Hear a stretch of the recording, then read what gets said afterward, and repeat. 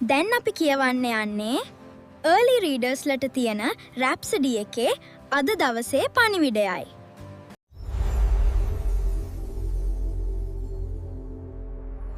අද 14 වන බ්‍රහස්පතින්දා මාතෘකාව තමයි දෙවියන් වහන්සේගේ ආශිර්වාද භුක්ති විඳීමට උන්වහන්සේ මට උපකාර කරන සේක.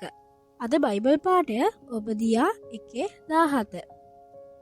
නුමුත් සියොන් කන්දෙහි සමහරෙක් මිදී සිටිනවා ඇත. එයද ශුද්ධව තිබෙන්නේය. යාකෝබ්ගේ වංශය තමුන්ගේ උරුමවල් උරුම කරගන්නවා ඇත.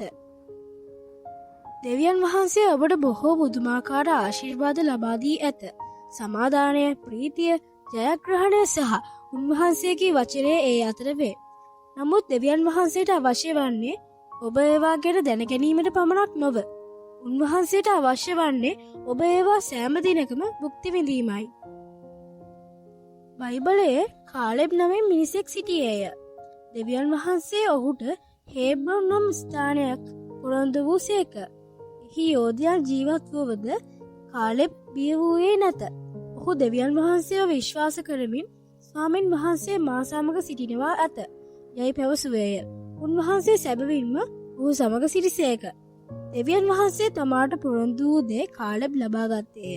ක්‍රිස්තුස් වහන්සේ තුළ දෙවියන් වහන්සේ දැනටමත් අපට ලබා දී ඇති දේ භුක්ති විඳීමෙන් අපව වැළැක්වීමට, බියට, සැකයට හෝ ප්‍රශ්නවලට ඉඩ නොදිය යුතුය. අප දෙවියන් වහන්සේව විශ්වාස කරන විට, උන්වහන්සේගේ වචනය කතා කරන විට සහ අදහිල ශක්තිමත්ව සිටින විට අපට උන්වහන්සේගේ සියලු ආශිර්වාද භුක්ති විඳිය හැකිය.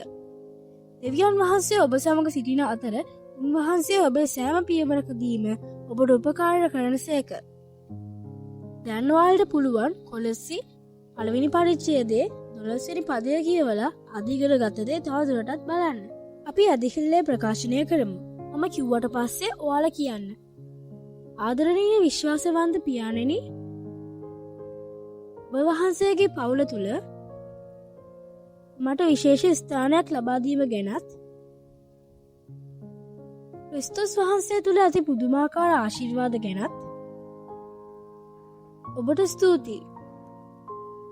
ඔබ වහන්සේ මට ලබා දෙන සියලුම ආශිර්වාද